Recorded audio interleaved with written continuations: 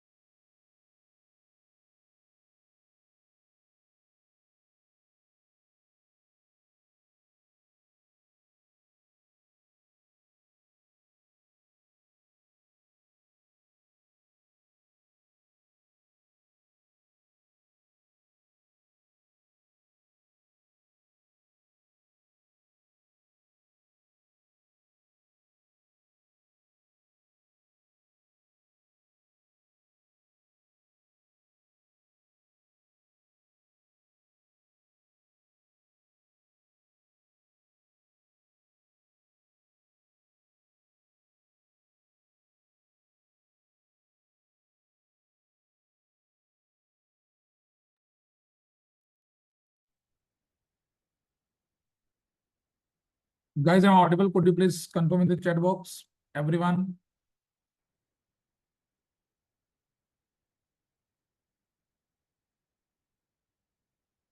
Okay, so let's wait for 2 more minutes. I think अभी भी बहुत सारे बच्चे ज्वाइन कर रहे हैं, तो 2 मिनट्स और वेट कर लेते हैं। तब तक अपने जो आज के स्पेशल गेस्ट हैं उनको भी मैं रिक्वेस्ट करता हूँ कि ज्वाइन कर लेंगे। राइट, सो 2 मिनट के अंदर अपन सेशन को स्टार्ट करेंगे। Let's wait for another 2 minute.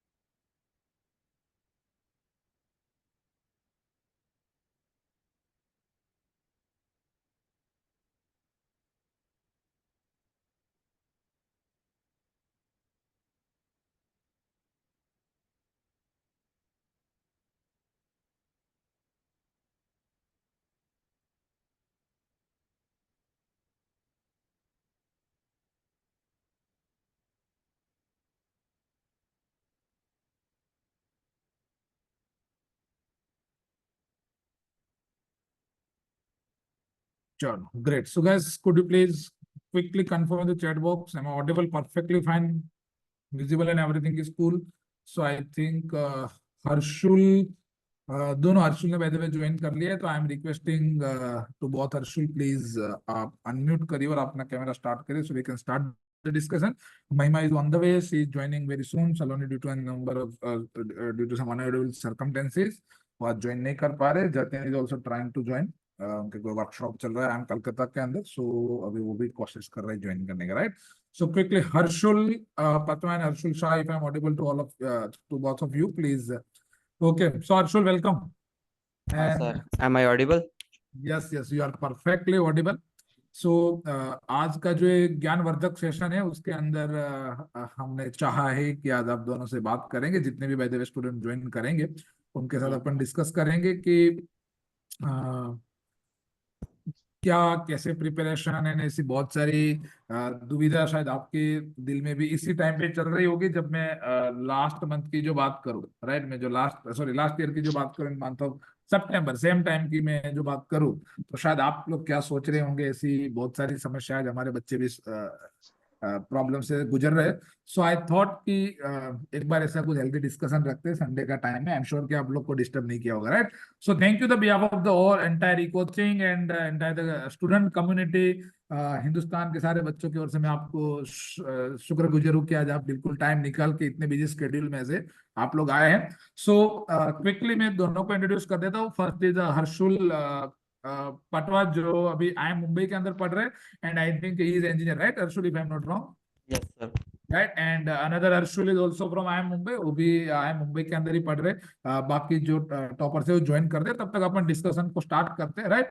And students those who are listening us, बिल्कुल मैं आप सभी को रिक्वेस्ट करूंगा कि पहले मेरे पास कुछ सेट ऑफ क्वेश्चंस है, मैं उसको यहाँ पे डिस्कस करूंगा, राइट. एंड उसके बाद आपको लगता है कि आपके कोई क्वेश्चन है, आपकी कोई क्वेरीज है जिसको मैंने कंसिडर नहीं किया यहाँ पे, आपको लगता है कि सर हमारा क्वेश्चन भी, जनता का क्वेश्चन भी आगे तक पहुंचना चाहिए, तो बिल्कुल अपन उसको डिस्कस करेंगे, राइट. सो क्विकली अपन डिस्कशन को आगे बढ़ाते हैं. अगर आपके कोई भी क्वेश्चन है तो गाइस चैट बॉक्स बिल्कुल आपके लिए बनाया हुआ है. आप चैट बॉक्स के अंदर मेरे को डायरेक्ट क्वेश्चंस रखते जाना. हर्षुल एंड दोनों को मैं आपको भी रिक्वेस्ट कर रहा हूँ कि इनके स्टूडेंट के कोई क्वेश्चन है और लगता है कि कंसिडर करने जैसे कोई बच्चे हैं, आपको पता है कि आप भी जब स्टूडेंट थे इसी उम्र के, तब बहुत सारे क्वेश्चन नहीं पूछने जैसे भी क्वेश्चन पूछ लेते थे, तो उसको अपन फीड करेंगे, राइट. सो गाइस मैं भी आप सभी को भी रिक्वेस्ट करता हूँ कि अच्छे अच्छे क्वेश्चन आप हमारे तक लाएंगे, राइट. बाकी आपको पता है आईपीओ की हालत क्या चल रही है, सबके बहुत अच्छे निकल रहे हैं. लास्ट वीक भी अच्छा आईपीओ निकला था. चलो सो क्विकली डिस्कशन को स्टार्ट करते हैं. आज के टॉपर टॉक्स के अंदर अपन जो बात करते हैं कि my first question to both of you, right. आपको जो भी आंसर, मतलब वन बाय वन अपन क्वेश्चन डिस्कस करेंगे. जहां पे हम कैट की प्रिपरेशन कर रहे हैं, मेजरली स्टूडेंट यहाँ पे कैट 2024 के. Guys could you please confirm in the chat box quickly, are you preparing for CAT 2024 और 2025? Fast guys, everyone quickly reply. आप भी दोनों चेक करते रहे ना, आपको भी कोई क्वेश्चन आंसर आ रहे तो sir we note to see. Okay sorry भाई, मैंने कैमरा वो कर दिया है, मैं हटा देता हूँ. I am sorry. जस्ट कहाँ चला गया.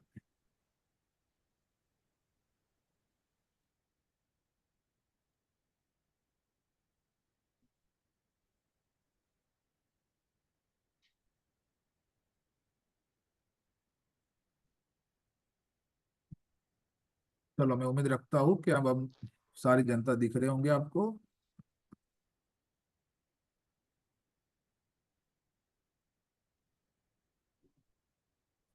चलो great. So could you Ankit, could you please confirm कि आप हर्षुल भाई को देख पा रहे हो, यस और नो दोनों को?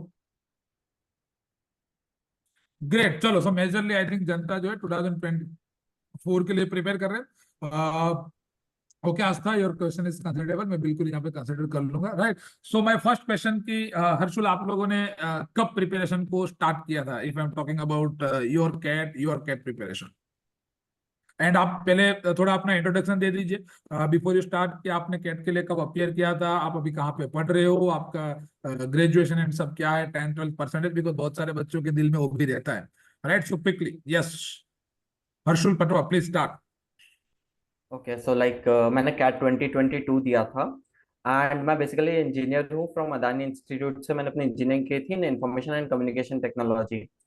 एंड मैंने फर्स्ट टाइम ही दिया था कैट 2022 में। और मैंने प्रेपरेशन, मेरी बात देखने जाओगे तो मैंने मार्च से शुरू की थी। मैंने ई कोचिंग मार्च से ज्वाइन किया था। एंड उसके बाद फिर लाइक जैसे पढ़ते गए तो इनिशियली तो मैं इतना नहीं था फोकस। सो दिन के लाइक 2 आवर्स देता था अप्रोक्सीमेटली। बट उसके बाद जैसे जैसे टाइम आता गया तो मैं मतलब बढ़ाता गया अपना टाइम विद दैट। सो वो मैं आगे बताता रहूंगा कि क्या हुआ था। Great. Harsh, what about you? Actually, sir, I started my preparation back in 2022, but I have given my official first attempt in 2023 as I was not eligible because I was in the third year of my engineering during 2022. And अगर मैं बोलूँ कि by the way, I'm an IT engineer, fresher from LD College, and my profile is 989. And तो uh, absolutely जितने भी freshers है भाई, आपके लिए बहुत सारे मिथ चलते रहते हैं कि जो general engineer male and fresher, तो आपके सामने बिल्कुल सही मुद्दा मैं पकड़ के लाया हूँ, right? Yes bye Harsh. The way मैं भी फ्रेशर हूँ। ओह वाह, yeah. वंडरफुल।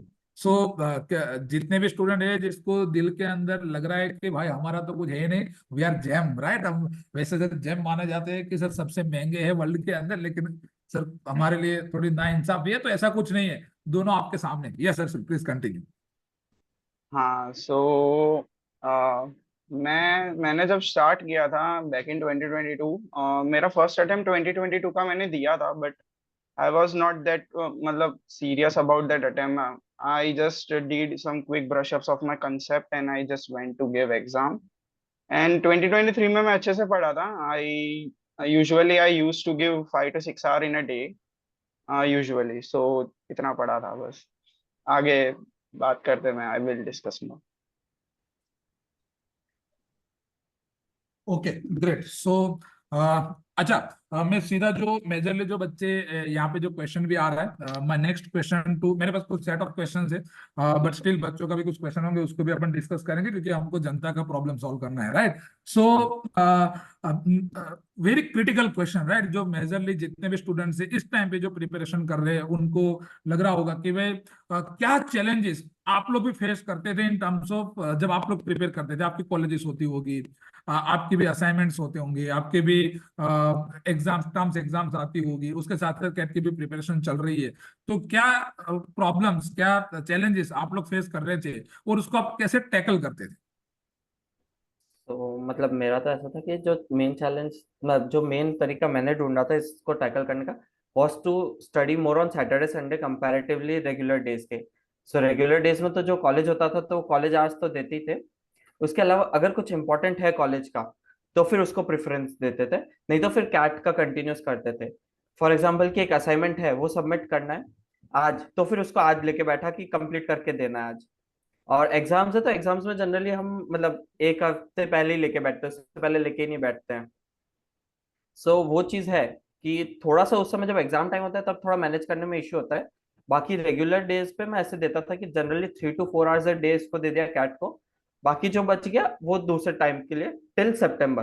हाँ, सितंबर के बाद से वो 3 to 4 आवर्स को थोड़ा बढ़ाया मैंने, to around 5 to 6 hours a day. And उसके अलावा वीकली एक मॉक दे रहा था मैं जब तक मैं आधा कोर्स नहीं हुआ था। बट जैसे ही मैं half of the CAT syllabus complete हुआ उसके बाद फिर मैं हर 2 दिन में एक मॉक देता था। बिकॉज अब मैं सिर्फ कॉन्सेप्ट्स को ब्रश अप्स करता था एंड फिर सीधा मॉक देता था। सो ये मेरी स्ट्रेटेजी थी क्योंकि जनरली। इसके अंदर बहुत सारे बच्चों के अंदर ये मिथ रहता है, जो मैं क्लास के अंदर भी डिस्कस करता हूँ कि सर हमारा सिलेबस 100% कवर नहीं हुआ है, तो सर हमको क्या मॉक टेस्ट लिखनी चाहिए कि नहीं लिखनी चाहिए? जो अपने ई कोचिंग के स्पेसिफिकली जो फिजिकल के भी बहुत सारे बच्चे, उनको भी अर्जुन, मैं जरा आप दोनों को रिक्वेस्ट करूंगा कि उनको जरा प्यार से डांटना भी कि भाई मॉक लिखना बहुत जरूरी है। वो लोग आते नहीं, वेन्यू पे आके मॉक लिखना कितना इंपॉर्टेंट है। या तो आप घर पे भी हो तो उसी एटमोस्फियर के अंदर 2 आवर्स विदाउट एनी डिस्ट्रेक्शन, वही सेंस से 40 मिनट्स के बाद आपका जो सेक्शन चेंज करके मॉक लिखना कितना इंपॉर्टेंट है, उसकी भी थोड़ी आप गंभीरता बताइए। ओके, सो लाइक मॉक्स बहुत ज्यादा इंपॉर्टेंट है एक्चुअली, क्योंकि मॉक से आपको है ना बहुत कुछ आपका पता चलता है कि आप कितने, आपको क्वेश्चंस आ रहे हैं, क्या आपके लिए टाइम कम पड़ रहा है या टाइम ज्यादा पड़ रहा है, कि आपको कॉन्सेप्ट्स नहीं आ रहा है। सो आपको हर पैरामीटर को लाइक ध्यान रखने के लिए वो बहुत ज्यादा इंपॉर्टेंट है मॉक। फॉर एग्जाम्पल मैं मेरे लिए क्वांट्स की बात करूं तो मेरे को क्वांट्स में ऐसा लगता था कि टाइम मेरे लिए कम है क्योंकि मुझे क्वेश्चंस लगभग सारे आ रहे थे बट टाइम कम पड़ता था। वही मैं, अगर मैं वीआरसी की बात करूं तो मेरा टोटली अपोजिट होता था कि मैं टाइम ज्यादा पड़ रहा है क्योंकि मेरे को क्वेश्चन से लिमिटेड आ रहे थे। सो जब मैं मॉक्स इनिशियली दे रहा था तो मुझे ये आइडिया आया कि मुझे किस पे ज्यादा वर्क करना है, कौन सा मेरा वीक सेक्शन है और कौन सा उस सेक्शन में भी कौन सा पार्ट मेरा ज्यादा वीक है। तो उससे मॉक्स बहुत ज्यादा हेल्पफुल होते हैं ये एनालाइज करने के लिए क्या हमारी वीकनेसेस है।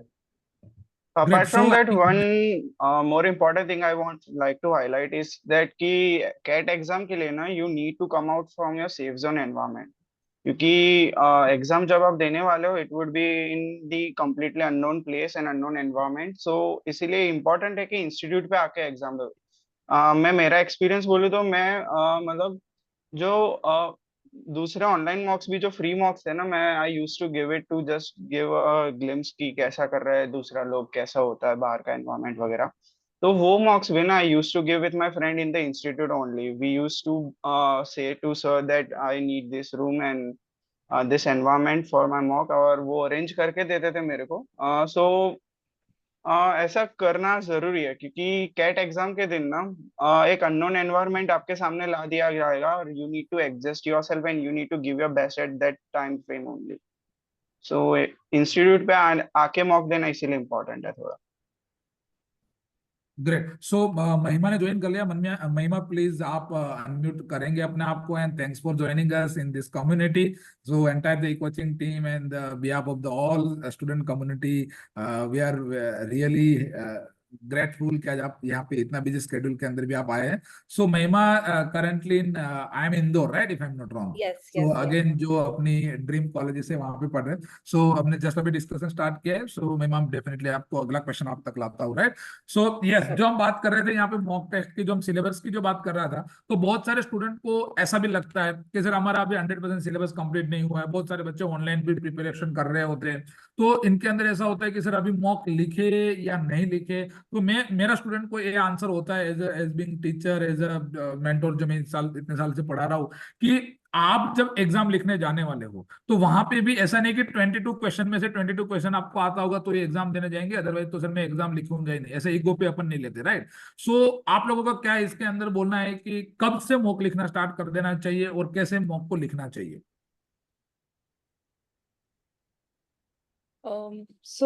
I can suggest what I did is essentially जब I had a grip over a few concepts, not all of them. कुछ subjects, कुछ concepts, कुछ topics मेरे strong थे. And to test that when I felt कि अब मैं समझ तो लिया है but उसको actually मैं time में apply कर पा रही हूँ कि नहीं. When you need to start that practice, I started with mocks. सारा syllabus मेरा नहीं हुआ था वो तो I don't think मेरा CAT तक भी हुआ था because at the end of the day, like you said sir, सारे questions करने ही नहीं होते हैं. You have to devise your own strategy and आपको देखना है कि उस given time में आप कौन से questions tackle कर रहे हो. तो वो strategy devise करने के लिए भी आपको mocks की जरूरत होगी. So I think mocks you should start as soon as you start feeling confident that okay, I'm decent with these few topics and I need to test कि उसका output मैं एग्जाम में दे पा रही हूँ कि नहीं. Initially also CAT is an exam of selection only ना, सो जितना भी अभी तक सिलेबस हुआ you can try that in a particular time frame whether you are able to identify the topics that you are done with और you are at least confidence कि मैं इसका इतना सम कर पा रहा हूँ। तो वो भी एक अच्छा प्रैक्टिस बैठ जाता है मॉक्स देने से। और दूसरा एक और चीज ऐसा भी हो सकता है कि कुछ टॉपिक्स भले मतलब अभी कवर ना किया हो क्लास में but you already know because तुम्हारा हैंड्स ऑन एक्टिविटी ऑलरेडी हो चुका है। As an engineer most of the things would be covered in your curriculum only. So the key thing is that you need to start writing mocks because you need to start identifying and picking up the question that you are comfortable with right now. Because in the CAT exam ना तुम लोगों को random 22 सवाल दिए जाएंगे और you need to pick those only question that you are comfortable with because it is a exam of selection, selection and selection. Great. So majorly जो यहाँ पे क्वेश्चन आ रहा है, मैं इसके अंदर एक क्वेश्चन और लेना चाहूंगा। एंड बाय द वे, महिमा is non engineer student, right. तो जितने भी जनता यहाँ पे सुन रही है कि इनको लगता हो कि सर ये हर्षुल को आप पकड़ के लाए हो दोनों को, दोनों इंजीनियर है, तो सर आप हमारे साथ तो ना इंसाफी कर रहे हो। तो यहाँ पे और भी एक है अपने साथ जिसके साथ आप अपना जो प्रॉब्लम है वो भी आप बिल्कुल एम्पथाइज कर सकते हो जी कि भाई सर नॉन इंजीनियर भी आई एम इंदौर तक पहुंच सकते हैं, राइट? तो उसमें कोई डाउट नहीं। सो मैम यस, बिल्कुल। आप थोड़ा अपना बैकग्राउंड देंगे प्लीज, आपकी प्रोफाइल के बारे में, 10 12 ग्रेजुएशन का थोड़ा जर्नी। Okay, sir. So मेरा थोड़ा different journey था. I did my schooling in Delhi, and I had commerce in 11th 12th. After that, I went outside. I studied in Hong Kong for 4 years, and I did my undergraduate studies in economics and finance. And after that, I was in India for 2 years. I was working in the education sector, and then I gave CAT, and I applied for MBA and got through IIM Indore, and I'm still here. सो यहाँ पे बहुत मस्त अपन ने combo निकाला हुआ है, engineer है, fresher से, गर्ल्स है, नॉन इंजीनियर है, तो एवरीथिंग एवरीथिंग यहाँ पे है, राइट? सो अपन Yeah. बहुत सारी चीज जो इंटरव्यूज और उसके ऊपर भी अपन डिस्कस करेंगे, बट आई थिंक अभी CAT is the our major issue जो अभी नवंबर मंथ के अंदर एग्जाम आ रही है। माय नेक्स्ट क्वेश्चन आप तीनों के लिए है, डेफिनेटली पहले हर्षुल लोग आप लोग आंसर देना, बट मैं मैम आपसे भी आंसर सुनना चाहेंगे। How you guys tackle quantitative aptitude, the major problem, जो जितने भी स्टूडेंट है उसका, जो मैं चैट बॉक्स के अंदर देखूं तो ज्यादातर बच्चों का एक क्वेश्चन है, क्वांट के बारे में जरा बताइए कि कैसे टैकल किया जाए इसको। ओके, सो मैं मेरी बात करूँ तो लाइक मेरा थोड़ा सा क्वांट्स कंपैरेटिवली बेटर था। मैं नहीं बोलूंगा कि बहुत ज्यादा अच्छा था, बट बेटर था। बट इन जनरल अगर मेरे को कोई भी पूछता है तो मैं यही प्रेफर करता हूँ कि आप बेसिक से शुरू करो। लाइक 3 टाइप के क्वेश्चंस होते हैं, easy, medium, hard. So I will prefer कि जब आपका कॉन्फिडेंस नहीं है बिल्कुल भी, so you should start from easy questions, क्योंकि जब आपके इजी क्वेश्चंस बनने लगते हैं तो आपके अंदर कॉन्फिडेंस आता है। एंड जैसे जैसे वो कॉन्फिडेंस आएगा, आप मीडियम और हार्ड की तरफ बढ़ सकते हो। और ये होगा कि आप एक क्वेश्चन पे अटके हुए हो तो उसको टाइम दो। ऐसा नहीं कि सीधा आंसर देख लिया, कि उसको टाइम दिया आपने, 2 घंटे दिए, मतलब ऐसे कि आपने दिया, आपको नहीं आया, थोड़ी देर बाद आपने वापस से ट्राई किया उसको, और फिर थोड़ा टाइम दिया, फिर भी नहीं आया, तब आपने 2 3 बार ऐसे जब दे दिया उसको, उसके बाद आप उसका आंसर देखो। एंड उसके बाद भी नहीं आएगा तो फैकल्टीज तो है ही हेल्प करने के लिए। सो ये मेरी तरफ, मतलब मेरा ऐसा एडवाइस रहेगा to approach quant. I will yes suggest everyone the same कि कॉन्ट्स निकालने के लिए तो practice is the key thing you need to focus on only. जितना हो सके उतना सम सॉल्व करो, level 1 2 3, because at the end of a day level wise solve करना भी इम्पोर्टेंट है, because you need to find again कि कौन सा सम इजी लेवल है, कौन सा हार्ड है, कौन सा सम पिक करना है नहीं करना है। सो वो लेवल वाइज सेग्रीफिकेशन भी इजी हो जाएगा। और कॉन्ट्स के लिए तो जितना बन सके उतना प्रैक्टिस करो, जो भी वर्कशीट्स दिए जा रहे हैं, जो भी बुक्स है, जो भी मॉक्स है, सारा सम सॉल्व करो। और try to find new ways of solving sums. मतलब कभी हर्षुल, कभी होगा। एक्चुअली इसमें मेरा क्वेश्चन है कि आपको, कि आप बता सकते हो कि आपने अप्रोक्सीमेट कितने क्वेश्चन सॉल्व किए होंगे in your preparation, specifically for the quant is the concern. Around sir 2000 around. तो Harshul, what about you? Same like sir, उससे उससे ज्यादा ही किए होंगे अप्रोक्स। सो गाइस, जितने भी मैं आप भी यस बिल्कुल बोल सकते Similar, हो। similar, sir. सो गाइस, जितने भी स्टूडेंट यहाँ पे सुन रहे हैं, जो मैं क्लास के अंदर भी ऑलवेज बोलता हूँ, we have thousand of questions, right? हमारे पास इतने सारे जो क्वेश्चंस है जो आपकी एप्लीकेशन के अंदर आपको दिया हुआ है with the solution and everything, right? So guys, make sure कि इस क्वेश्चंस को सॉल्व करिए। हमारा प्रॉब्लम क्या है कि सर हम 5 क्वेश्चन सॉल्व करके हमको लगता है कि सर मेरे से तो टाइम स्पीड डिस्टेंस का क्वेश्चन बन ही नहीं रहा है। अरे भाई, 5 क्वेश्चन सॉल्व करने से जो टाइम स्पीड डिस्टेंस का क्वेश्चन बन जाते होते तो सारे बच्चे अहमदाबाद में पढ़ते होते। Are you getting me? तो वो जान तो लगानी पड़ेगी, नंबर ऑफ क्वेश्चंस तो करना पड़ेगा, एनर्जी तो लगानी पड़ेगी। अदरवाइज कौन सी मजा आ रही है विराट कोहली को सुबह 6 बजे उठ के रोज प्रैक्टिस करने की, 5 बजे उठ के प्रैक्टिस करने की? वो भी आपके घर के बेड के अंदर बेड लगा कर, बॉल लगा के बैठ के खेल सकता है? ऐसा नहीं होता है। Try to understand, to solve the lot of questions, right? Yes sir, और कुछ आप जो ऐड कर रहे थे, प्लीज कंटिन्यू। हाँ, so you need to find different ways of solving sums in more efficient way. और उसके लिए कुछ प्रैक्टिसेस जो मैं करता था, मतलब I used to discuss sums with my colleagues, और मतलब जो भी मेरे फ्रेंड्स थे इंस्टीट्यूट कोचिंग में। सो और सर से कभी कभी ऐसा बात होता था कि why I can't solve sum like this, इसका ड्रॉबैक क्या हो सकता है, इसका इससे मेरा और क्या अच्छा हो सकता है, कौन से और सम इससे मैं सॉल्व कर सकता हूँ मोर एफिशिएंट वे। तो you need to think of a sum in this manner, so you can utilize it in a furthermore in future sums as well. महिमा, बहुत सारे बच्चों के क्वेश्चन आ रहे हैं कि सर कॉमर्स वाले से बुलवाओ कि सर क्वांट को कैसे टैकल करते थे। इंजीनियर तो वैसे भी अच्छे होते हैं, राइट? अच्छा भाई, जब ऐसा नहीं कि सारे इंजीनियर अच्छे नहीं होते, अदरवाइज ऐसा होता तो आई अहमदाबाद के अंदर सारे इंजीनियर पढ़ते होते, राइट? ऐसा नहीं है, वहां पे भी 43% ही है, बाकी सारे तो नॉन इंजीनियर ही है। सो मेक श्योर कि ऐसा भी नहीं है। But yes Mahima, what about your to give context, even with commerce में क्वांट में मेरा 98 परसेंटाइल टच किया था, 98 99 ऑलमोस्ट। तो करा जा सकता है, ऐसा नहीं है, प्रैक्टिस डेफिनेटली लगती है। I'd say start with your strengths. अगर आपका क्वांट वीक है तो if you start with something that you feel like चलो मैं नया टॉपिक से स्टार्ट करता हूँ, that usually hits your confidence even more, क्योंकि आपको लगता है अरे क्वेश्चन बन ही नहीं रहे हैं ये। तो क्वांट जैसा सब्जेक्ट ना, पहले कॉन्फिडेंस बिल्ड करो। If you believe that you will be able to do it, at least आप क्वेश्चन स्टार्ट सॉल्व करना स्टार्ट करोगे। एक बार वो हिच निकल जाए, I think then solving questions becomes much easier. So always start with your strengths in quant, जो आपको पता है कि यार ये मेरा ये एक दो टॉपिक है जो मेरे को रिलेटिवली आता है, चाहे स्कूल में पढ़ा हो या अंडरग्रेड डिग्री में, कहीं ना कहीं आपका कुछ ताल्लुकात होगा। तो उन सब्जेक्ट से उन टॉपिक से स्टार्ट करो और उसको बहुत स्ट्रांग बनाओ कि ये वाले क्वेश्चन तो मैं निकाल ही लूंगा, निकाल ही लूंगी। उसके बाद then go into the areas, जैसे Harshul also said, which are similar to what you are, what your strength is. And one thing that I always, how I learn quant also is I question every question. And what that means is जैसे speed distance time sir अभी example देते थे, तो average speed का question आएगा, वो बोल देंगे कि no two people are running at this speed, या फिर गोइंग एंड कमिंग बैक। आप खुद से क्वेश्चन करो कि इसी क्वेश्चन में अगर इसकी स्पीड चेंज हो जाती या जाने आने का होता या एक नया, आप खुद ही उस क्वेश्चन को इस तरह ट्विस्ट करो ताकि आपका ब्रेन चलना शुरू करे।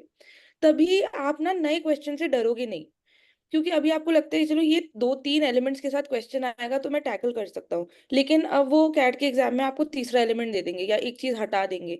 जब आपने खुद से ही अब सारे सिनेरियोज अपने दिमाग में सोच लिए ना, उसके बाद अगर उस टाइम पे एक और नया scenario they they, at least you will be ready कि अच्छा चलो इसको कैसे सोचना है वो मेरे को पता है। So whenever you are doing a topic, always question, खुद ही क्वेश्चन को मॉडिफाई करके पूछ लिया करो कि अगर सर इसमें ये होता तो कैसे हम सॉल्व करते, अगर ये, आपकी understanding of that concept will become much much stronger. And ये करने लगोगे तो I think quant easily tackle हो पाएगा। And then of course once you start doing this, आप खुद ही क्वेश्चंस अपने बढ़ा रहे हो। And like sir said, questions, there is no shortcut to practice. वो तो आपको करना ही पड़ेगा, आपको वो लिख लिख के याद कर करके, you have to write a lot of quant questions, and I think then you will be able to do it. Great. So majorly जो महिमा ने ऑनलाइन भी प्रिपरेशन किया, तो जो स्टूडेंट है ऐसा लगता है कि जो डिस्टेंस पे है, राइट, वो डेफिनेटली आई हैव रिमेम्बर कि उन्होंने मेनी टाइम ऑफ मतलब फैकल्टी को तंग किया है, उन्होंने बहुत बार डाउट्स के लिए डिस्कस किया होगा, and an number of the questions उन्होंने सॉल्व किया होगा, तब जाके होता है। देखो गाइस, आज के जमाने के अंदर ऑनलाइन ऑफलाइन का कोई इशू है नहीं, the problem is the practice. अपन कितने क्वेश्चन सॉल्व करते हैं और उसको कैसे टैकल करते हैं, that is the very very important, right? मैं अनदर क्वेश्चन आप तीनों के लिए मैं बता रहा हूँ, जो बहुत सारे बच्चों के क्वेश्चंस भी रहते हैं, हम क्लास के अंदर भी मेजरली डिस्कस करते हैं। कैट की एग्जाम प्रिडिक्टेबल है कि नॉन प्रिडिक्टेबल है? Could you please answer it, कि भाई कैट के एग्जाम्स को प्रिडिक्ट कर सकते हैं इन terms of topics, in terms of questions, in terms of कि भाई कैसे इसको टैकल करना चाहिए, कि जब आप अपनी रूटीन्स बनाते थे, आप अपने डेली स्केड्यूल बनाते थे, आप जब प्लान करते थे, पढ़ते थे, टॉपिक चुनने की बारी आती है। इन टर्म्स ऑफ एलआरडीआई ऑल्सो, मैं जब बात करूं कि sir games and tournament, direction, DI, advance DI, मैं कॉन्ट की भी बात करूं तो सर इसके अंदर अरिथमेटिक, एल्जेब्रा, तो इसके अंदर आप लोग अपना रूटीन्स कैसे बनाते थे, डे स्केड्यूल कैसे डिफाइन करते थे, टॉपिक्स कैसे चुनते थे कि कौन से टॉपिक्स को कैसे पढ़ना चाहिए, उसका वेटेज वाइज कैसे आप प्रिपरेशन करते थे? प्लीज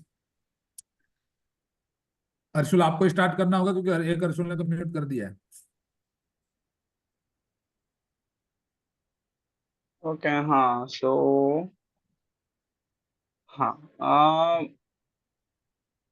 कैट एग्जाम वैसे तो अनप्रिडिक्टेबल ही है, it is completely unpredictable exam, but what you can do, you should play upon your strengths, I believe, क्योंकि वो एग्जाम जो 2 घंटा टाइम फ्रेम होगा, you shouldn't be playing on your weaknesses और on the area in which you are completely unaware of. So, first thing is to identify your strength, and for me, it was very much clear that quants is my strength. And so what I used to do is I used to dedicate a certain amount of time, let's say about around 30% of my day for solving cons, and 70% I used to spend on my weaknesses to convert it into my strength. And ये strategy जो है ना, you should follow it, I believe, up till September only. उसके बाद you should play on your strengths only, because at the end of the day it will be your strength that will be fetching you marks in your CAT exam. So uh, 2 or 3 LRD I set daily. मतलब at least I plan to do it. And for quants, I used to give 1 or 2 sectionals daily, and for VIC, I used to read Aeon essays, some articles, and used to give some sectionals for hands-on activity, that whether I will be able to complete my paper within a given time frame or not. So guys, those are preparing for CAT 2025, आपको भी मैं बता दूं, जो भी जनता यहाँ पे सुन रही है, आप ऐसा मत सोचना कि सिर्फ अब तो बहुत टाइम है। वी हैव टू अंडरस्टैंड कि एक कैसी हमारी जर्नी हमको बनानी होगी, कितनी प्रिपरेशन करनी होगी, कितने क्वेश्चन सॉल्व करने होंगे, उसके अकॉर्डिंगली हमको यहाँ पे जो बोल रहे हैं डेफिनेटली आप उसको नोट डाउन करना। इसके बाद भी आपको कहीं पे लगता है कि sir you to talk again, आप हमारे साथ वापस कनेक्ट करना, डेफिनेटली हम डिस्कस करेंगे उसको और डिटेल में ले जाएंगे। बट मेक श्योर कि ये जो मुद्दे यहाँ पे बात हो रहे हैं, जो पॉइंट्स यहाँ पे जो अपन डिस्कस कर रहे हैं, मेक श्योर कि आप उसके अच्छे से उसको प्लान आउट करेंगे in routine, right? That is very important. Yes Arshul, what about your journey, what about your preparation planning? आप कैसे प्लान करते थे? जैसे अर्शुल ने बताया कि 30% ही was devoting on the quant, 2 से 3 LRDA का सेट सॉल्व करते थे एंड VRC, तो what about you? So like जब सितंबर आ गया उसके बाद से डिफरेंट था और उसके पहले डिफरेंट था। सो बिफोर सितंबर मेरा मोर फोकस होता था कि मैं कैसे अपने आप को इम्प्रूव करूँ दूसरे मतलब टॉपिक्स में। फॉर एग्जांपल मैं VRC बहुत वीक था कंपैरेटिवली, सो मेरा ज्यादा फोकस VRC पे रहता था।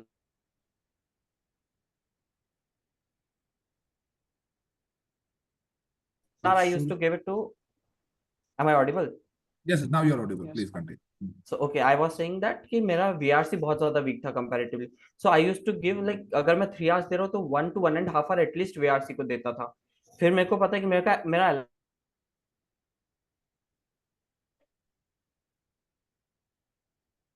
Give it around 45 minutes to 1 hour मैं क्वांट्स को देता था। सो इस टाइप से मैं डिस्ट्रीब्यूट करता था।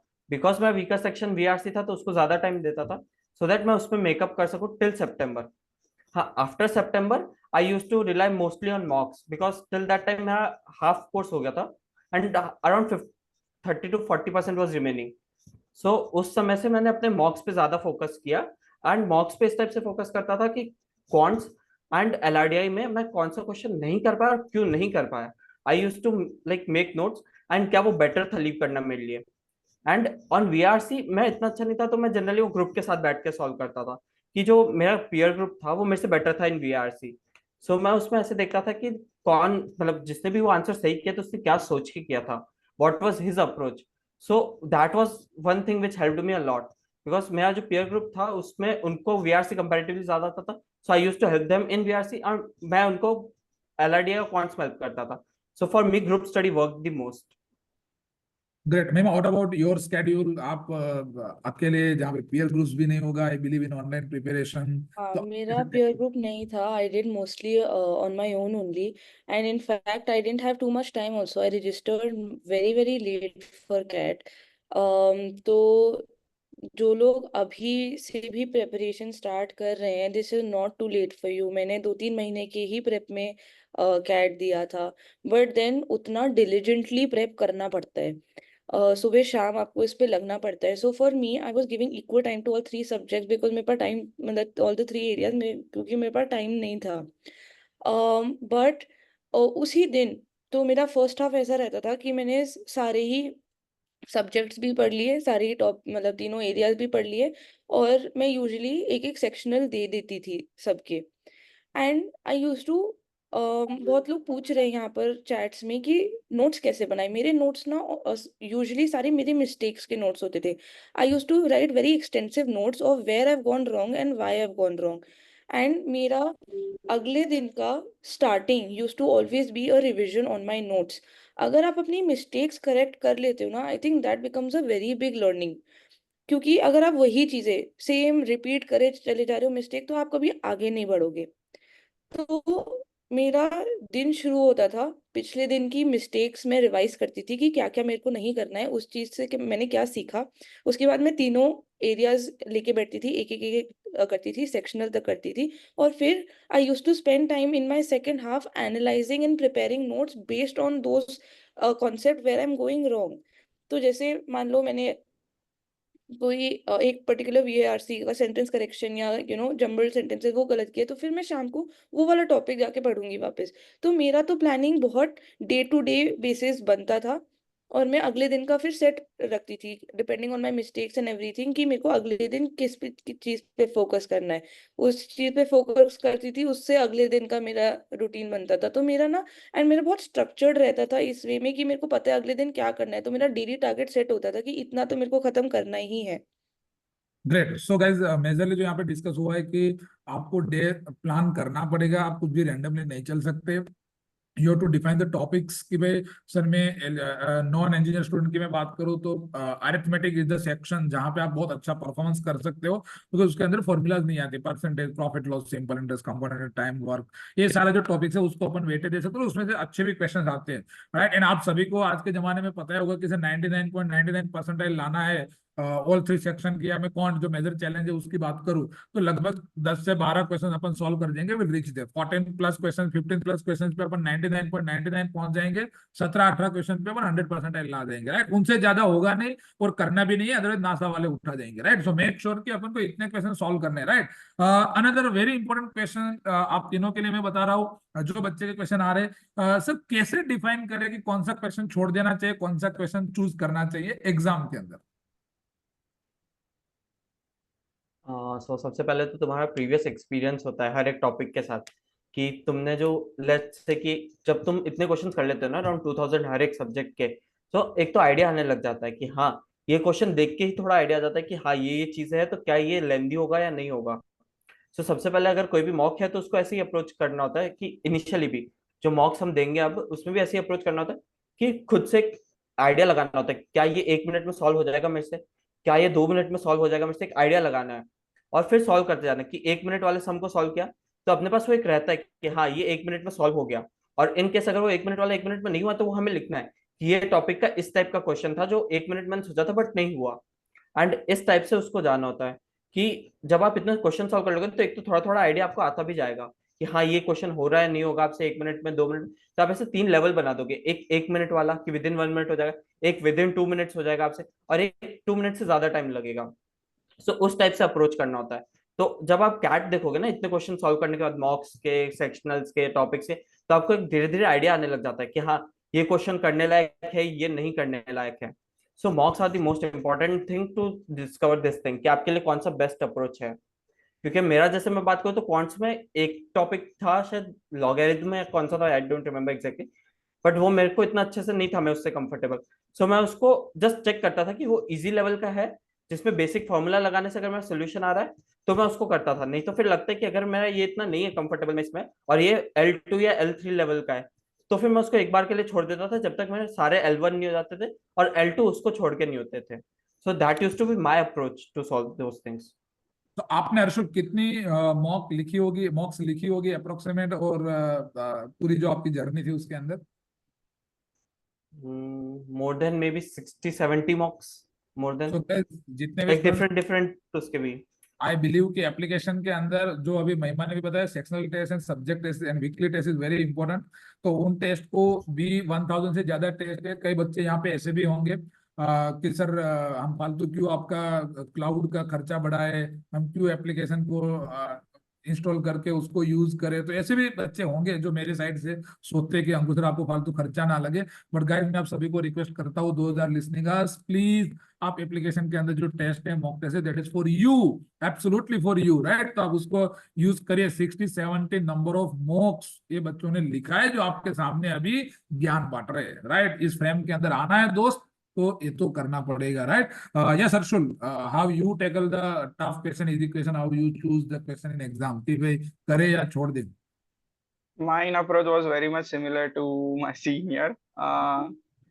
Most of the time, मतलब ऐसा ही होता था कि जो भी प्रैक्टिस होता था तुम्हारा, तो मतलब that would give you just कि whether you will be able to solve a particular question in a particular time frame और नॉट। हमेशा ये चीज नहीं होगा प्रैक्टिस के बाद भी, because sums are made to trick you. But वो एक लर्निंग है, मतलब एक आर्ट ऑफ लेटिंग गो फिर आना चाहिए सबको। That is also one of the most important thing you need to learn in the exam, because कभी कभी ऐसा ईगो पे भी आ जाता है सम कि यार ये सब मैंने 10 बार किया हुआ है बट ये आज नहीं हो रहा है, तो मैं मतलब इसको आज जितना भी हो मैं यही करके जाऊंगा। तो eight the end of a day मतलब पेपर में फिर ऐसा ही होगा कि वो एक सम होगा बाकी सब छूट जाएगा। तो आर्ट ऑफ लेटिंग गो भी एक आना चाहिए, मतलब कोई भी सम ईगो पे नहीं लेना चाहिए, first thing that I learned. And second वही कि जितना प्रैक्टिस करोगे मतलब उतना तुम्हें पता चलता जाएगा कि कौन सा सम तुम्हारे लिए। फॉर एग्जांपल फॉर मी, मेरे को पता चल गया था कि ज्योमेट्री इज नॉट, मतलब मेरा एरिया नहीं है कि जहाँ पर मेरे को पहले जाना चाहिए in the paper. So what I used to do is कि जो भी मेरा स्ट्रेंथ था वो मैं पेपर में ढूंढ लेता था और मैं I used to tackle it like that. आपने हर्षो कितनी मॉक्स लिखी होगी in your preparation? Sir 50 around. 50 round, yes ma'am. आप कैसे एग्जाम को टैकल करते थे? I think very similar to what the boys have already covered. But मैं ये बोलूँगी जैसे मॉक्स में ना आप सारी टाइप की स्ट्रेटजीज ट्राई कर लेना एक बार। मेरे इनिशियल मॉक्स मेरे बहुत स्कोर ऊपर नीचे होते थे। बिकॉज ऑफ दिस रीजन मैंने कभी कुछ ट्राई किया, कभी कुछ ट्राई किया, for you to figure out कि आपको क्या तरीका। जैसे फॉर एग्जाम्पल एक तरीका ये भी हो सकता है, if you are strong with quant या जो आपका जो स्ट्रॉन्ग एरिया है ना, उसमें आपको लगेगा यार मैं मोस्ट ऑफ द क्वेश्चन कर ही सकता हूँ, वो सिलेक्टिंग का वाला पार्ट नहीं आएगा। तो if that is the case, तो यू गो विद स्ट्रैटेजी कि आपको सारे क्वेश्चन आप पहले से ही शुरू करोगे, डोंट ब्राउज क्वेश्चन, उसमें फिर एक से शुरू करोगे। बट जैसे ही 30 सेकेंड्स आपने अटेम्प्ट किया और आपको रिकग्नाइज हो गया कि यार इसमें तो टाइम लगेगा, आप मूव ऑन कर जाओ। जो हर्षद बोले थे कि टाइम वाइज देखो कि ये अगर 30 सेकेंड्स के अंदर आपको आइडिया लग गया कि हाँ ये सॉल्व हो जाएगा तो उसको करो, वरना आगे चले जाओ।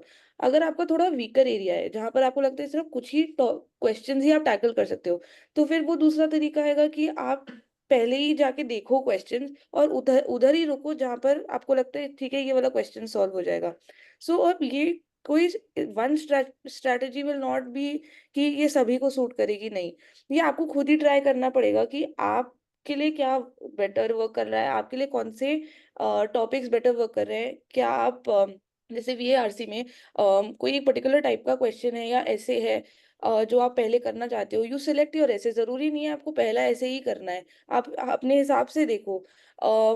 फॉर मी मेरे को ज्यादा डिफरेंस नहीं लगता था एसेज के अंदर, क्योंकि ऑल्दो वो अलग अलग एरिया से होते थे, for me it was almost similar. तो मैं फिर ब्राउज करने का ना टाइम नहीं लेती थी, मैं जो भी पहला होता था मैं उसी से करती थी। क्योंकि जब मैं वीएआरसी में ब्राउज करने लगी थी ना, मेरा टाइम बहुत वेस्ट हो रहा था उसमें। तो for me it work better कि जो भी पहला आएगा उस पे कर लो। कुछ लोग लेंथ देख के करते हैं, चारों ऐसे इसका लेंथ देख के दे डिसाइड कि मेरे को इससे स्टार्ट करना है। तो आइडिया बस यही है कि आपको अपनी स्ट्रैटेजी ढूंढनी है, और वो ढूंढना सिर्फ मॉक से होगा। और अभी से स्टार्ट कर दो, ऐसे मत सोचो कि मैं बाद में जाके 1 महीने पहले स्टार्ट करूंगी। नहीं, मैंने तो दूसरे दिन से ही स्टार्ट कर दिए थे mocks. Use your mocks as a building strategy, उस और कोई तरीका नहीं है टू एनालाइज कि तुम्हें पेपर कैसे लिखना है। कितनी मॉक्स लिखा होगा आपने महिमा, अप्रोक्सीमेट इन योर प्रिपरेशन? तो यार मैंने भी 50 कर ही लिए थे I think in that short span also. मैं रोज मॉक्स लग कर रही थी। मैं genuinely I am not exaggerating when I am saying कि मैं सेकंड डे से मॉक्स लिखना शुरू कर दिया था। चाहे मेरे मॉक्स में पहले 20-25 ही नंबर आए, मेरे को नहीं फर्क पड़ता था। बट मेरी स्ट्रैटेजी बिल्डिंग में टाइम इतना कम था, मैंने 1 से स्टार्ट कर दिया था वो। Great. So I think in पहले बिटवीन, थोड़ा गैप दे दे के करती थी, एंड में तो सिर्फ मॉक्स ही लिखती थी। ग्रेट। सो इन बिटवीन जो बच्चों के जो अनदर क्वेश्चन आ रहा है कि सर मॉक लिखना आप ज्ञान दे रहे हो कि सर नंबर ऑफ मॉक्स लिख दो, बहुत अच्छी बात है, लेकिन सर मॉक्स के अंदर मार्क्स नहीं आ रहा है सर, उसी वजह से और समस्या में हम बर्न आउट हो रहे हैं या तो सर फ्रस्ट्रेट हो रहे हैं XYZ। तो as a you guys as a senior आप बता सकते हो जिन बच्चों की समस्या है कि इन अच्छे परसेंटाइल तक आप लोग पहुंचे हो, तो आपने मॉक्स के अंदर कभी भी आपका अच्छी, जब आपको लगता था कि now we are in good preparation in month of अगस्त सितंबर की मैं बात कर रहा हूँ, तब आपने कहीं पे आपको लगा हो कि मॉक्स के अंदर बहुत कम मार्क्स आया है, या तो वो आपका कम मार्क्स कितना था? मतलब आपकी मॉक्स के अंदर जो आपने, जहां पे लगा कि सर दिल टूट गया आज? मेरा एक टाइम मॉक में सिंगल डिजिट पे भी आया था इस टाइम पे, लाइक टोटल सिंगल डिजिट में आया था। तो guys, जितने भी लोग लिख रहे हैं जो बारी बारी इंग्लिश में, हम सर बर्न आउट हो रहे हैं सर, हम फ्रस्ट्रेट हो रहे हैं सर, हम मॉक लिखने की इच्छा नहीं हो रही है मार्क्स देखने के बाद, तो guys you can see year, listen year की यही जनता है जो आई एम तक पहुंची है, वो सिंगल डिजिट में भी आए थे। इवन मैं प्रिया की बात करूं, जो प्रिया शाह यहाँ पे आज ज्वाइन नहीं कर पाई है, she I think in I am Calcutta, if I am not wrong, right? तो आई एम कलकत्ता के अंदर जो पढ़ रही है, she is from Gujarati medium background. जितने भी लोगों को लगता है कि sir we are not from English medium background, तो उन्होंने 12th तक महसाना के अंदर से उनकी पढ़ाई किया हुआ था, गुजरात के अंदर जो एक छोटा सा टाउन है। एंड उसके बाद वो HLCC करके कॉमर्स कॉलेज है, जहां से वो प्रिपरेशन कर रही थी बीकॉम। एज बिंग कॉमर्स गाय, उनने मैथ्स के अंदर भी इतना अच्छा नहीं था, उनका इंग्लिश अच्छा था। एज बिंग गुजरात में उनको तो रीडिंग बहुत करती थी, जो उनका इंटरव्यू मैंने लिया हुआ था यूट्यूब के अंदर ऑलरेडी पड़ा हुआ है। उनका जुलाई मंथ के अंदर 2 marks was the mock score, 2 marks. And वो 99.65% उनका कैट 2023 के अंदर आया हुआ है, राइट? सो आई बिलीव कि जो भी हो रहा है, बट हाँ, उसके आगे जो मेरा अनदर क्वेश्चन आएगा मैं उस पर डिस्कस करना चाहता हूँ। यस हर्षुल, आपका मिनिमम स्कोर मॉक के अंदर? आज थोड़ी मैं उल्टी स्ट्रेटेजी लगाई है, तो जरा ऑनेस्टली बताइए कि हाँ, भाई क्या है। मेरा सर 24-25 रहा था। एंड मतलब ऐसा था, इस टाइम कह रहा हूँ। हाँ, टोटल यस। एंड ऐसा था कि it was not in one mock only, but it came nearly 20 to 25 35 consecutively in 3 mocks. So मतलब I was completely devastated कि मतलब क्या हो रहा है, इतना मतलब एफर्ट्स डाल रहे हैं, मतलब कुछ आउटपुट नहीं आ रहा है। सर से डिस्कस किया, फ्रेंड से डिस्कस किया कि अप्रोच में गलती है, क्या गलती है। बट आई थिंक एक की चीज I would advise everyone who is passing through this phase, कि कभी कभी ना एक छोटा ब्रेक लिया करो। So what I used to do is I used to went outside with my friends and enjoy, मतलब ऐसा फुल एंजॉय करते थे कि ठीक है यार, नहीं आए मार्क्स तो क्या हुआ। बट कभी कभी वो सिचुएशन से बाहर आके मतलब लाइफ जीना भी इम्पोर्टेंट होता है। एंड दूसरे दिन या एक सर्टेन 1-2 दिन के बाद व्हेन यू रीस्टार्ट ना, you will start again gaining confidence, start getting marks, and eventually you will back on track. So yes ma'am, your minimum score in मॉक्स? Sir minimum I think मेरा 30s में कहीं था। And नदर एक मेरा question साथ साथ में पूछना चाहूंगा, मतलब उसके बाद आप आंसर देना कि सर फॉर एग्जांपल मैं सिमिलर मंथ की बात करूं, सर एक मॉक के अंदर बहुत अच्छा मार्क्स आ गया कि सर हाँ दिल ने तसल्ली मिल गया, और वेरी नेक्स्ट मॉक सर जान लगा दी, मतलब सर सिंगल डिजिट हो गए या तो बहुत मिनिमम मार्क्स आ गया, तो कैसे टैकल करते थे इस टाइम को भी आप? सर इनफैक्ट मेरे साथ ये चीज़ ज़्यादा होती थी। मेरा फ्लक्चुएशन लाइक आई सेड, क्योंकि मैं स्ट्रैटेजी के साथ भी एक्सपेरिमेंट कर रही थी, अपना मेथड के साथ कौन से क्वेश्चन करना है। मेरा इनफैक्ट कंसिस्टेंसी आने में काफ़ी ही वक्त लग गया। मेरा एक दिन बहुत अच्छा होता था, मैं बहुत खुश होती थी, फिर अगले दिन फिर नीचे चले जाता था। फिर अगले दिन कुछ अच्छा होता था, मेरे को लगता था अच्छा ठीक है, मैंने ये जो पीछे नीचे गया था मॉक उससे सीख लिया है। फिर अगले दिन इम्प्लीमेंट करती थी, वो वापस नीचे चले जाता था। तो मेरी एक्चुअली कंसिस्टेंसी आने में काफ़ी ही वक्त लगा था। But what I used to do, and I'd suggest everybody do that is, please don't think अगर एक मॉक में आ गया बहुत अच्छा या बहुत बुरा, that is not your final score, is just a learning. आप अपना नया मॉक जो लिख रहे हो ना, एक फ्रेश माइंड से लिखो। ये मत सोचो कि यार पिछला वाला इतना अच्छा गया था तो ये भी इतना अच्छा जाएगा, या पिछला वाला इतना बुरा गया था ये भी ऐसे ही जाएगा। नहीं, ये नया पेपर है, ये नया लिख रहे हो। आपका कोई दो पेपर सेम नहीं होगा, आपका कैट का पेपर सेम नहीं होगा। तो आप क्यों ही अज्यूम कर रहे हो कि यार मेरे मार्क्स भी वही आएंगे, ना क्वेश्चन सेम, ना ऐसे सेम। ठीक है, तो ये गलती मत करो कि आप सोच रहे हो कि यार जो पहले हुआ था वही है, चाहे अच्छा चाहे बुरा। जब आप हर एक नया पेपर इस माइंड से टैकल करोगे कि ठीक है नया है, नया दिन है, नया पेपर है, नए माइंडसेट से लिख रहे हैं, तो उस फटीग को, वो जो बर्नआउट है, उसको टैकल करने में इट रियली हेल्प्स। यार माइंड से जितना आप पेपर लिखोगे ना उतना अच्छा है। हर्षल बोल रहे थे बीच में ब्रेक लीजिए, वो भी इसीलिए ताकि आप अपना माइंड क्लियर करके एक शांत माइंड से लिख सको। अगर आपके दिमाग में ऑलरेडी ये रहेगा कि यार मार्क्स लाने हैं, या इतना स्कोर किया था, इतना स्कोर आया था, यहाँ मार्क्स कटे थे, तो आपका फायदा, आप पिछले मिस्टेक्स के बारे में ही सोचते चले जाओगे। अब वो नया क्वेश्चन चाहे उस सेम टॉपिक पे हो ना हो, या सिमिलर कॉन्सेप्ट टेस्ट कर रहा हो ना कर रहा हो, आपका दिमाग क्योंकि वहीं लगा हुआ है ना, आप उसी डायरेक्शन में सोचने चले जाओ, एंड इन ऑल लाइक्लीहुड वो क्वेश्चन भी गलत है। So whenever you are attempting a new paper, always tell yourself that this is a new day. There is no repeat question. I have come in after preparing more, so I will give it my best shot today again. हर दिन अपना best shot देना है, that's it. And eventually जो मेरी consistency आई भी, like I said, मैं अपने mistakes पे बहुत काम करती थी। दैट इज मेरे को डायरेक्ट चैट्स में भी आ रहे हैं क्वेश्चंस कि आप मेरे को स्ट्रैटेजी बताओ, व्हाट इज दिस। मेरे लिए my personal strategy is learn from your mistakes. जहां आप अपने मिस्टेक्स पे काबू कर लोगे, you will ace your paper. Great. So जो मैं ऑलवेज स्टूडेंट को भी एग्जांपल देता हूँ कि सचिन तेंदुलकर जो बहुत अच्छे क्रिकेटर थे, राइट, ऐसा नहीं था कि उनको क्रिकेट खेलना नहीं आता था, राइट। वो भी कई बार जीरो में आउट हुए हो, उन्होंने भी कई बार डबल सेंचुरी मारी है। So guys try to understand, ऐसा नहीं होता है कि जीरो जिस दिन आउट हो गए उसके बाद वो बोलेंगे भाई अपन तो अब नहीं खेलेंगे, अपन गए यार, मैं ऐसा नहीं खेल सकता जीरो मार्क्स, अब अगली बार मैं क्रिकेट खेलने नहीं उतरूंगा, ऐसा नहीं हो सकता, राइट। सो बिलीव कि जो भी मिस्टेक, कोशिश करो कि सर उस कोशिश, जो मिस्टेक है उसको अगली बार नहीं करना, राइट। मैं last question to all of you कि जो भी मॉक्स आप उन लोगों ने बोला कि सर 50 60 70 ऑड नंबर ऑफ मॉक्स जो आप लोगों ने लिखा होगा, तो मॉक लिखने के बाद उसको आप एनालाइज कैसे करते थे, या तो उसका कितना इंपॉर्टेंट है, प्लीज। तो अकॉर्डिंग टू मी उसका इंपॉर्टेंस एक्चुअली बहुत ज्यादा है, बिकॉज उससे आपको आपका पूरा स्ट्रेंथ पता चलती है, वीकनेसेस पता चलती है आपको, आपको मतलब कहाँ आप अपॉर्चुनिटी है कि आप कहाँ पे बेटर स्कोर कर सकते हैं। सो वो सब जो भी पूरा आपका एनालिसिस होता है ना, वो आपके एक मॉक के थ्रू ही होता है। और मैं एनालिसिस की बात करूँ तो मेरा ऐसा पर्सनल चॉइस ये था कि मैंने मॉक दी, मार्क्स कुछ भी आए हो, लाइक भले ही सिंगल डिजिट आए हो या डबल डिजिट में मैक्सिमम आया हो मेरे आज तक क्या हाईएस्ट, मैं उसके बाद एक ब्रेक लेता था। कि मतलब मेरा फ्रेंड्स ग्रुप था, एक पीयर ग्रुप था, तो उनके साथ चाय पीने चला गया या कुछ कर लिया, तो आफ्टर हाफ एन आवर का ब्रेक लेने के बाद मैं उसके ऊपर वापस आता था to analyse that, so that मैं क्या है कि वो अप्रोच चेंज हो जाए कि हाँ एक क्वेश्चन जो अगर मैंने गलत किया है मॉक में, तो मैं उसको वापस से सेम अप्रोच से नहीं लेके जाऊं।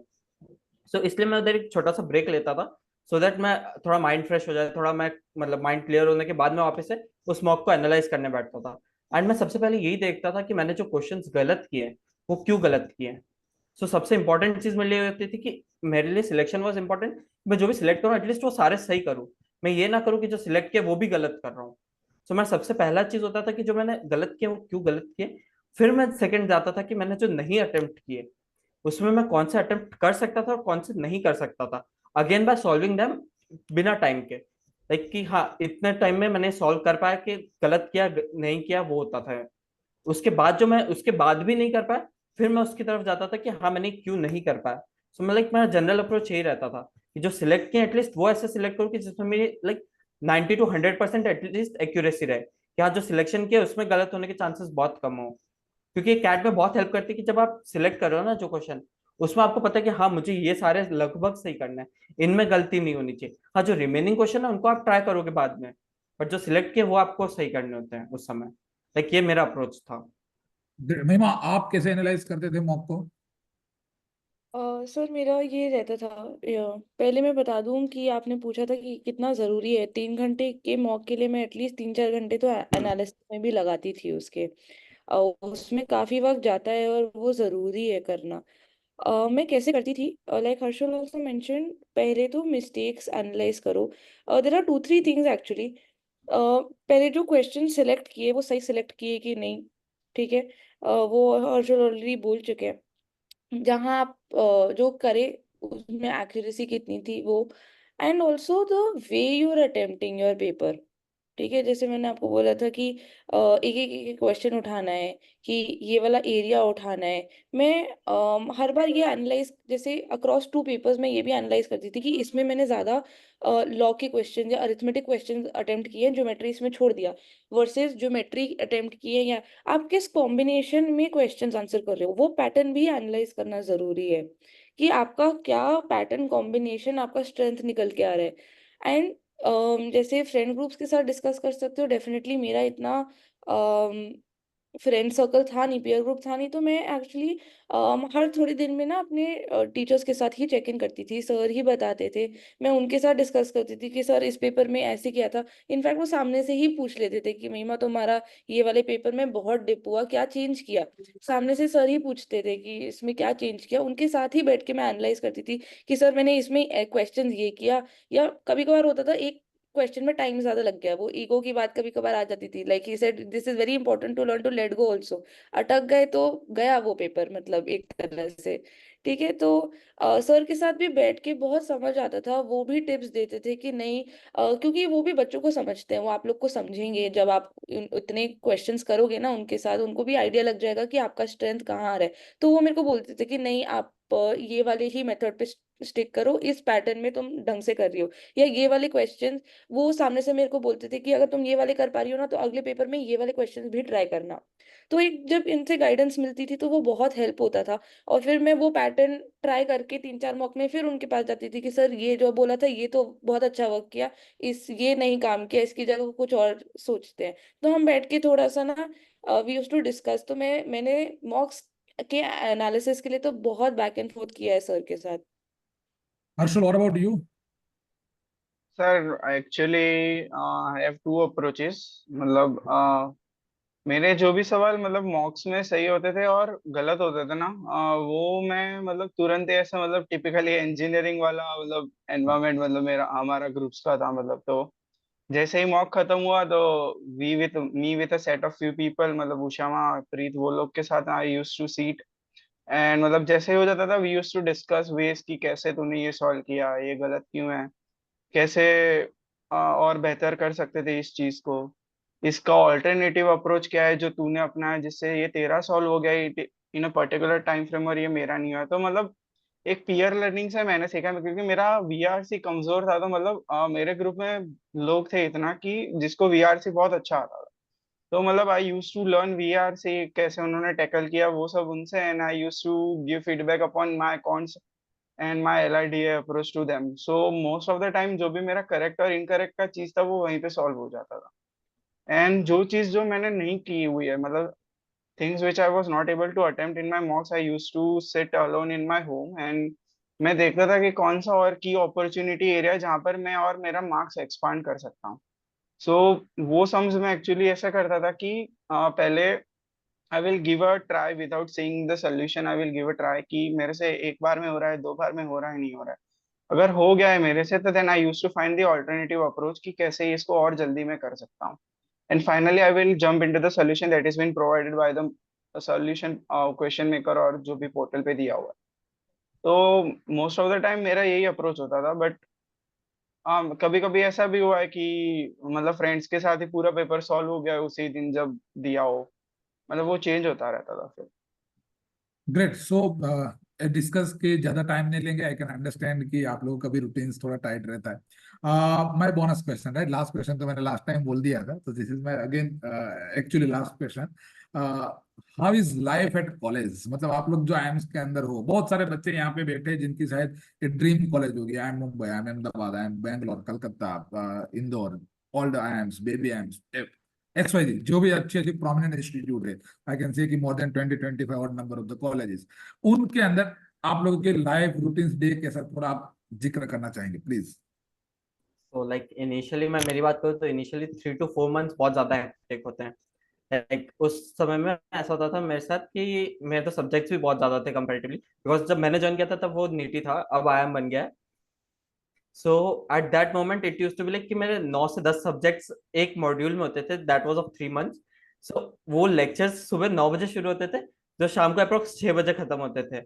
बीच में बस आपको एक लंच ब्रेक मिल जाता था और एक ब्रेक और मिलता था जनरली, कि एक लेक्चर नहीं है उस दिन तो वो। बाकी 9 to 6 में लेक्चर्स होते थे, उसके बाद जो टाइम होता था उसमें फिर वो ऐसे निकल जाता था कि हमारे इधर जैसे प्लेसकॉम होता है वो सब होता है, तो आपको गाइड करते हैं कि आपको कैसे जाना है। तो आप वो सब में ही आपको लाइक रात को 11, 12, 1, 2 भी बजती थी कभी कभी, क्योंकि आपके असाइनमेंट्स भी होते थे कॉलेज से जो मिल रहे हैं, प्लस आपके जो सीनियर्स आपको गाइड कर रहे होते हैं हर एक कॉलेज में। तो इनिशियली वो जो टाइम होता है 3-4 मंथ्स, वो बहुत ज्यादा इंपॉर्टेंट होता है और बहुत ज्यादा हेक्टिक होता है। हाँ, after 3-4 months it is totally chill. Like एक बार आपकी एसआईपी लग जाती है ना, उस इधर एसआईपी के बाद यू आर टोटली फ्री। आप उसके बाद इतने कंपटीशन, स्पोर्ट्स कॉम्पिटिशन हो गए, इतने केस कॉम्स हो गए, और मेनी डिफरेंट थिंग्स आप कर रहे होंगे उस टाइम पे। क्योंकि लाइक मेरी अराउंड अक्टूबर फर्स्ट वीक के अराउंड एसआईपी लगी थी या सेकेंड वीक के अराउंड। सो आफ्टर दैट मेरे को हार्डली याद है कि मैंने इतना कभी रिगरस तैयारी की होगी वापस, जो मैंने इनिशियल के 3-4 मंथ्स की थी to cope up with everyone. क्योंकि उधर आपके अलावा भी ऐसे लोग आते हैं जो बहुत अच्छे होंगे आपसे, सो आपको सीखने को भी उधर बहुत कुछ मिलता है। प्लस आफ्टर दोज अक्टूबर, सितंबर, अक्टूबर, आपका लाइफ एकदम चिल हो जाता है, क्योंकि आपके स्पोर्ट्स कॉम्पिटिशन हो रहे होंगे, आपके इंटर कॉलेजेस हो रही होगी, कि आप कभी कहीं जा रहे हो खेलने, कभी कोई इधर आ रहा है आपके इधर खेलने। फिर उसके बाद different different tournaments, different different festivals, क्योंकि अब फेस्टिवल्स का मंथ भी शुरू होता है, तो वो भी आप कॉलेजेस में धूमधाम मतलब मनाते हो अलग तरीके से। तो बहुत होता है, उसके बाद फन बहुत है आफ्टर दो 3-4 months, like total it's fun. What about I am Indore? I am in those. So, in terms of the curriculum, the timeline actually very similar, but a few things. I am Indore is a beautiful, beautiful campus. We spend so much time just walking around the campus. It's huge and it's very green. तो बहुत सुंदर बना हुआ campus है। बहुत मज़ा आता है टू गो अराउंड कैंपस। तो हमारा भी in terms of academics it's a very rigorous curriculum. We have 13 subjects in our first term, and even second third term हमारे 10 से नीचे सब्जेक्ट्स नहीं आते। Second year becomes a little lighter because electives होते हैं, you get to choose the subjects you take, and उसमें minimum and maximum होता है, तो यू कैन वेरी। अगर आपको कम वर्कलोड चाहिए आप थोड़े कम क्रेडिट्स ले सकते हो। And yes, in the initial first 3-4 months, there are SIP prep going on. There is also, that added pressure of socializing because you're meeting everybody for the first time. A lot of festivals happening. A lot of your club committee selection. I am Indore में बहुत committees हैं, बहुत हाँ clubs हैं, interest groups हैं। सबको नया नया केस कंपटीशन करने का शौक होता है बिकॉज रेज्यूमे पॉइंटर्स ऐड करने हैं, कुछ एक सर्टिफिकेशन कर रहा है दूसरा। So it sometimes gets very overwhelming. It gets a little daunting sometimes. But I think it's also a place where you can get to meet new people, have new experiences. So if you go in with that attitude, कि सब सीख रहे हैं, सब कुछ ना कुछ कर रहे हैं, सब learn कर रहे हैं, I think it'll be a very nice experience for you. You will get the most of everything. Just remember to not, breathe every once in a while if when it's getting hectic. क्योंकि hectic होगा. MBA is not easy whichever college you go to. तो आप डरा It रहे is, हो कि motivate कर रहे हो? sorry. आप लोग डरा रहे हो कि मोटिवेट कर रहे हो? नहीं sir, it's a beautiful experience. मैं वही बोल रही हूँ। इनिशियली लगता है, पहले पहले 1-2 महीने में लगता है कि it's too much, but you get the hang of it, you get used to it, and उसके बाद the journey is really nice. Harshul, what about you? Specifically मैं एक और भी एक इसके अंदर क्वेश्चन ऐड कर देता हूँ कि सर पीयर ग्रुप्स, राइट? अपन जब ग्रेजुएशन करते हैं अपने लोकल, जहाँ से अपन बॉर्न हुए, जहाँ पे अपन ग्रो हुए, जहाँ पे अपन बचपन के जो अपने फ्रेंड्स थे, कंपेरेटिवली अब वहाँ पे जो एनवायरनमेंट में जाते हो पीयर ग्रुप्स में, इन टर्म्स ऑफ टॉकिंग, अपन जो बातें करते हैं, जो प्लानिंग बनाते हैं, जो रूटीन्स रखते थे, तो इसमें क्या डिफरेंस या वो कैंपस का क्या इम्पेक्ट होता है? Sir first question I will answer कि सेम हेक्टिक रहेगा ही, हेक्टिक, क्योंकि जब तक ऐसा भी नहीं लगता it will be hectic, but for me it eventually it is good for me as well, because there are some days I have slept less than 5 hours or 6 hours in a day. तो और but benefit Harshul वहां पे ही था, तो और easy हो गया होगा थोड़ा। हाँ सर, थोड़ा।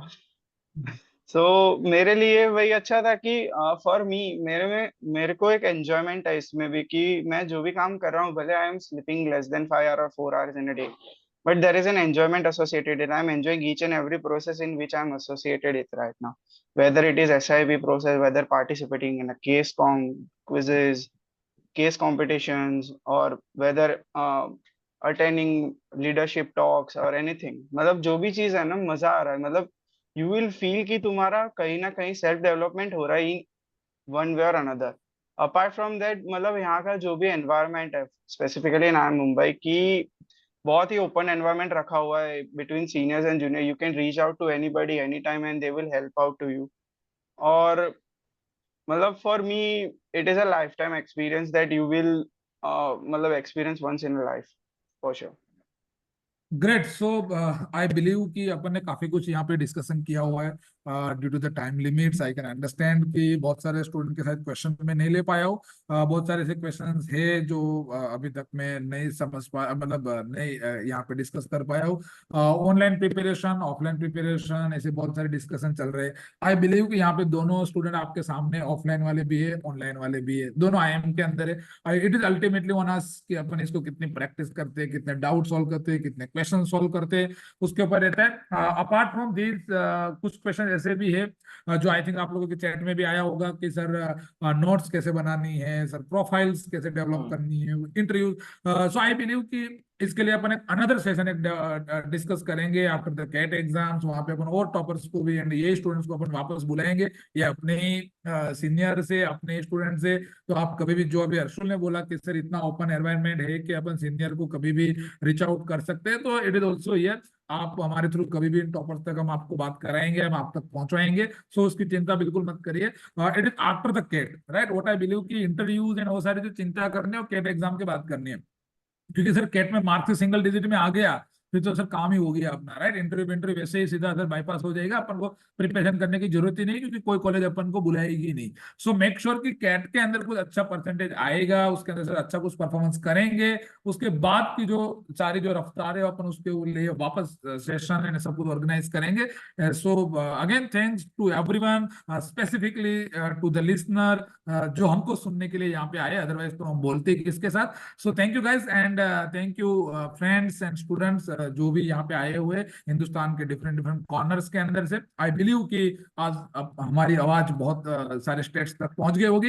And again thank you Harshul, senior and junior Harshul and Mahima, for your valuable time. And thanks to those students जो due to some another circumstances so नहीं आ पाए, क्योंकि आईएम्स के अंदर संडे भी कई बार एक्टिव हो जाता है, right. I believe so. Again thanks a lot, thanks guys, right. So मिलते हैं अगले सेशंस के अंदर. ऐसे ही मजेदार सेशन कभी अपन वापस लेके आएंगे. एंड गाइस जितने भी स्टूडेंट्स कभी लगता है कि सर हमारे दिल के अंदर अभी भी बहुत सारे क्वेश्चंस ऐसे हैं सर जो आप हमारा क्वेश्चंस को नहीं कर पाए हो, guys please connect with me. मैं डेफिनेटली आपको इन बच्चों तक पहुंचा दूंगा, right. So guys thank you, thanks to all of you. Bye bye.